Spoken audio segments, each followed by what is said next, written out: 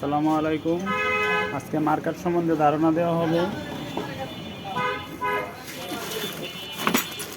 এই মার্কেটটা প্যাকেটের উপরেই দেখা যাচ্ছে, তাই আর করলাম না। এটার দাম 120 টাকা। আর এটা হচ্ছে একটু ভালো মানের মার্কেট দুরন্তর, এটার দাম 180 টাকা। আর এটা হচ্ছে একটু ভালো ডাবের মার্কেট, ভালো চলে 250 টাকা। মেজগাট ইনলির 150 টাকা। আর ওইটা 110 টাকা। আর এটা একটু ছোটো সাইজ, এটা 100 টাকা। আর একদম কাদা উঠবে না, যেটা ফাইবার জনপ্রিয় মার্কেট, 650 টাকা।